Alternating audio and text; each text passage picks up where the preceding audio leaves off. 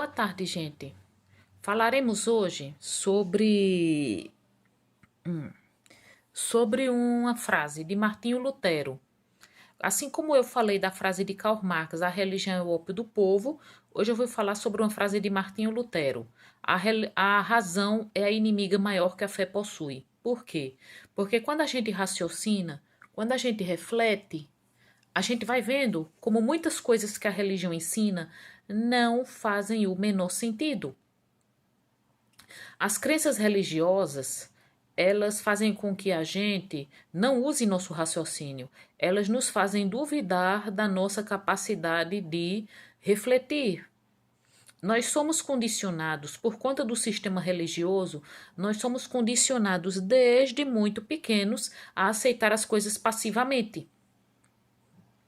Uma pessoa católica, assim, ou evangélica, digamos, cristã, logo para entender bem, é ensinada desde pequena que todos nós já nascemos pecadores, que Jesus Cristo morreu por nossos pecados, que o pecado existe por causa de Adão e Eva terem comido um suposto fruto proibido, que houve um dilúvio e que Jesus um dia irá voltar.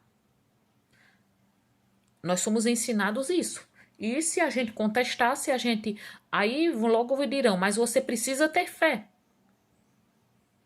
Assim como lá na Índia, um adepto de Vishnu, ou Shiva, ou Krishna, ou Ganesha, alguém que vive na Índia, é ensinado que Ganesha abençoa os comerciantes, que Shiva é o deus da destruição, que nós estamos na era da deusa Kali, Kali Yuga, e que o mundo irá ser destruído para depois ser recriado.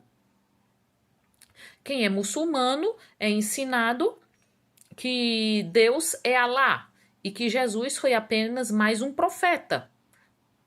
Muita gente até, aliás, assim, aproveitando a deixa, vou falar bem breve para não fugir muito do assunto. Muita gente pergunta por que eu não falo por que eu não falo de Alá, por que eu não falo da religião muçulmana? Olha, nós somos um país de maioria cristã. Existem muçulmanos no Brasil, mas não tanto quanto cristãos. Se fosse para eu falar da religião do Islã, eu teria que ter um profundo entendimento, que eu não tenho. E eu já falei da realidade das mulheres muçulmanas, através de um livro, Princesa, e através do que eu vejo sobre a realidade de mulheres que viveram sob o regime do Talibã. Porque aquela novela, o clone romantizou o Islã, botou o Islã sob uma perspectiva romântica. Então, eu não posso falar sobre uma coisa que eu não conheço profundamente. Eu teria que ler o Alcorão, teria que estudar mais. E não vou aqui falar, não vou falar sobre uma coisa que eu não conheço profundamente para não falar besteira. Mas como eu já li muito a Bíblia, eu posso falar da Bíblia. Se fosse para eu falar da mitologia hindu, que eu acho uma mitologia muito bonita, muito interessante, eu teria que estudar mais sobre ela. Eu prefiro fazer como diz Rivanildo Menezes, do canal Originais Gregos da Bíblia, estudar. Porque quem estuda sabe, quem não estuda acredita.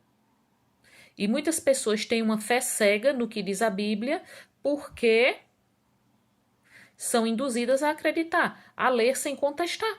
Afinal, muita coisa que hoje eu vejo na Bíblia que não faz sentido, ou seja, eu abri os olhos. Mas antes eu aceitava muita coisa que hoje eu acho bizarra, eu aceitava como uma coisa bonita.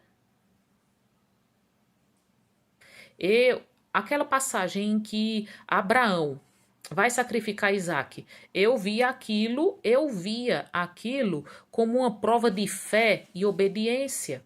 Hoje eu acho bizarro, porque me parece uma tortura mental, uma tortura psicológica. Abraão esperou tanto para poder ter um filho. Abraão esperou tanto para ter um filho, aí depois Deus supostamente achou que tinha que testar Abraão. Isso é bizarro.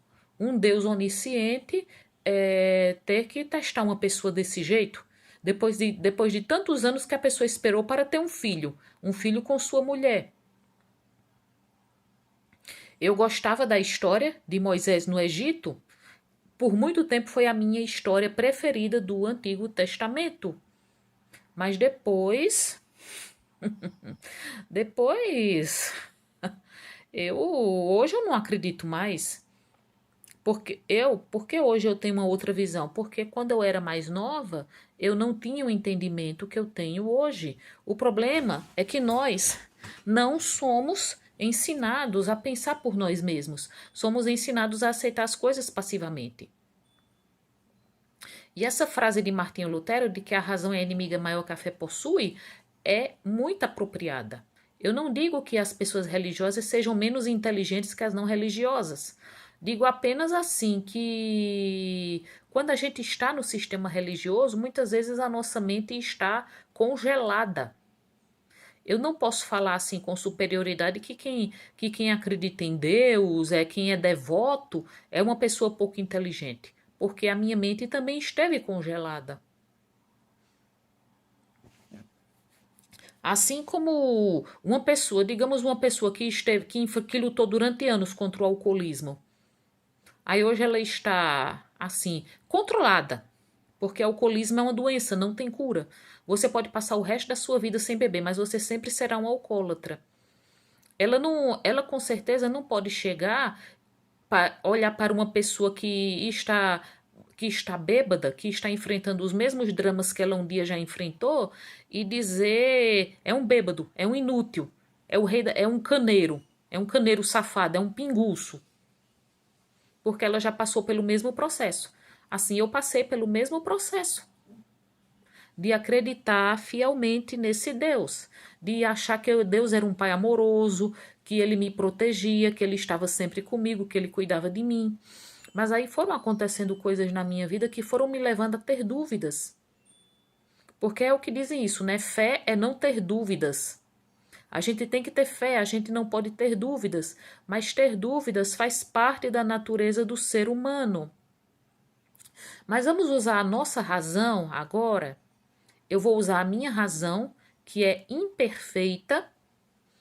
Vamos usar a nossa razão e analisar muitas coisas. A gente pode ver que muitas ideias que nos vendem são falsas. Assim como, por exemplo, quando eu estava formada ainda só no meu primeiro curso e estava estudando para concursos, que minha mãe dizia: Deus vai lhe dar isso, Deus vai lhe dar um grande emprego, você é uma vencedora, Tânia, Deus vai lhe dar um grande emprego. Mas o que a vida mostra? Vamos ver tantas pessoas. Olha, o que a vida mostra, ninguém recebe nada de graça. As coisas só são fáceis para uma pessoa de uma família abastada. As coisas só são fáceis para uma pessoa de família abastada. Quem nasce numa família de médicos, se quiser ser médico também, já é meio caminho andado. Mas uma pessoa de um meio mais pobre, assim, ela terá que batalhar muito se ela quiser ser médica, se quiser ser engenheira, arquiteta, advogada. As coisas só são mais fáceis para quem vem de uma família com posses. Mas o que a vida mostra é que ninguém dá nada, ninguém recebe nada de graça. Se existisse isso de Deus dar um emprego, de Deus dar um emprego assim numa bandeja de prata, ninguém precisaria queimar pestanas, estudando para a prova do Enem, para a prova de concurso, ninguém precisaria correr atrás de emprego, mandando currículo para todo canto. Ninguém precisaria muitas vezes se tornar um empreendedor, chegando, como a gente vê tanta gente formada chegando, vendendo pipoca, vendendo brigadeiro de colher. É isso que a realidade mostra. Ninguém recebe nada.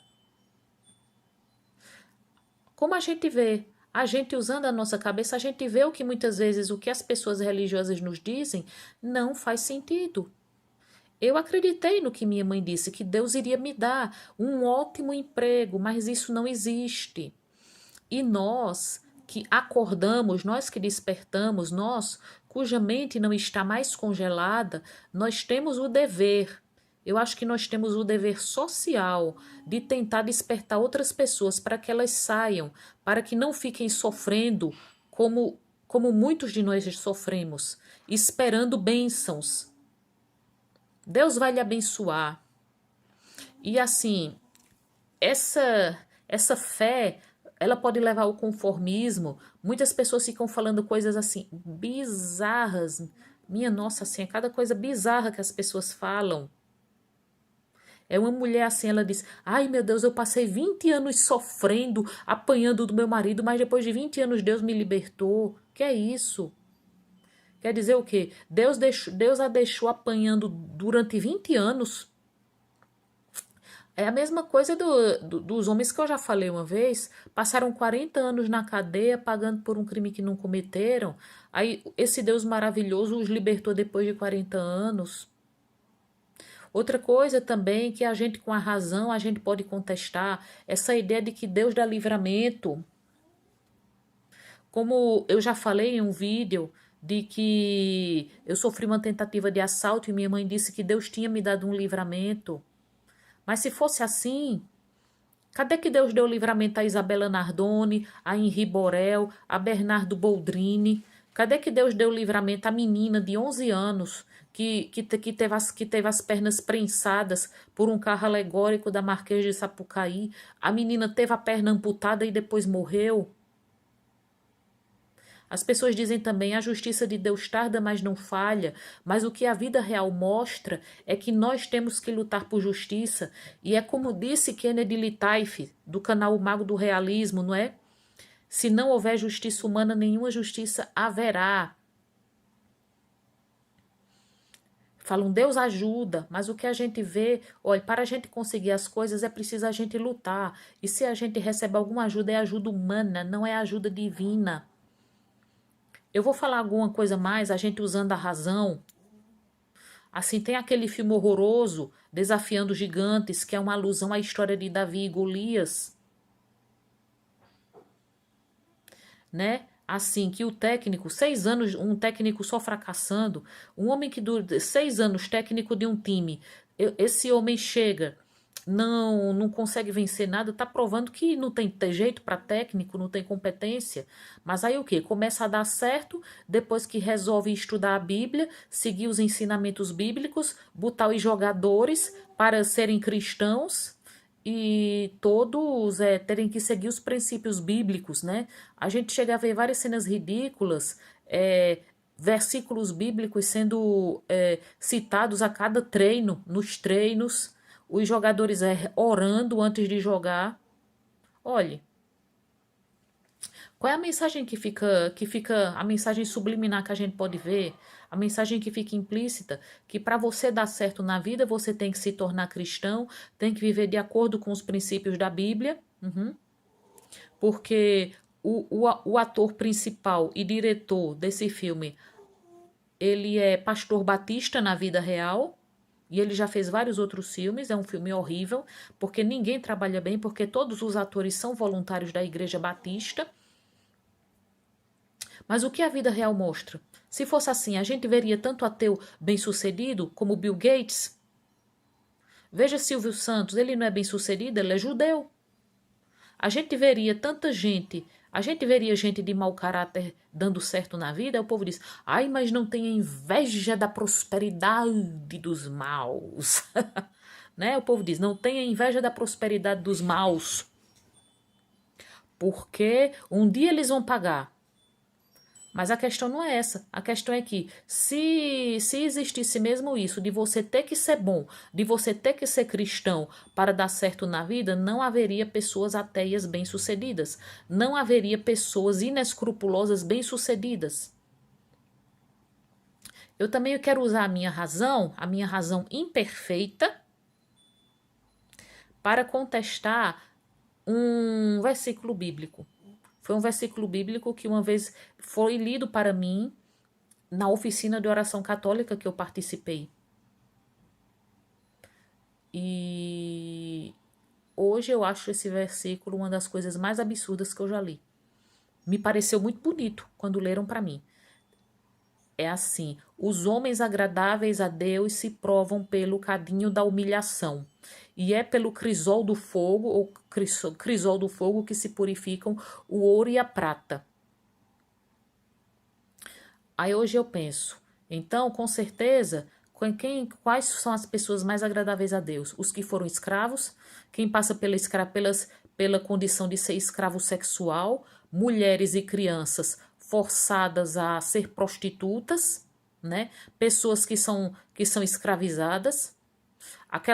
pessoas assim, os judeus nos campos de concentração, né? Todos eles humilhados, escravizados, regime de fome, de tortura, de trabalho escravo.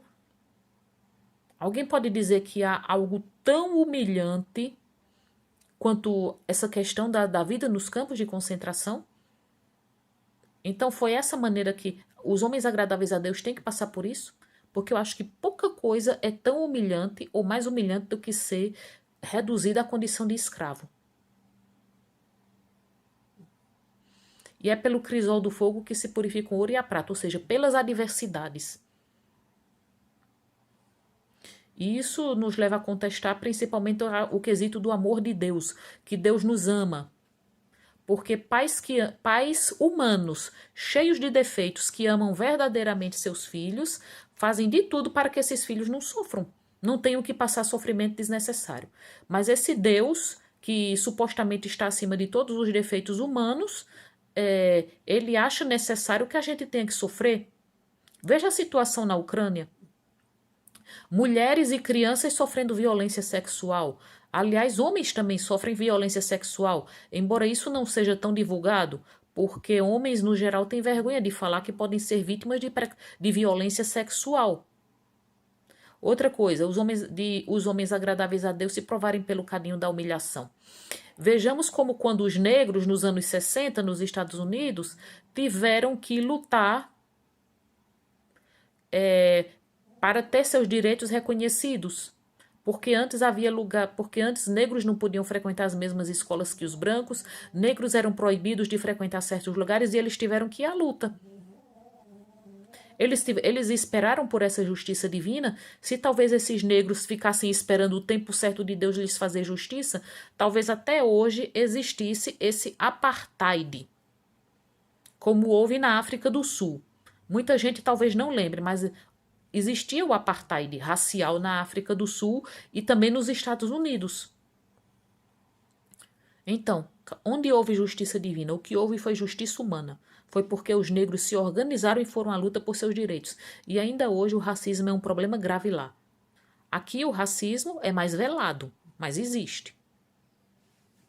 Então, vamos abrir os olhos, vamos usar a razão. Como disse Lutero, a razão é a inimiga maior que a fé possui. Boa tarde a todos.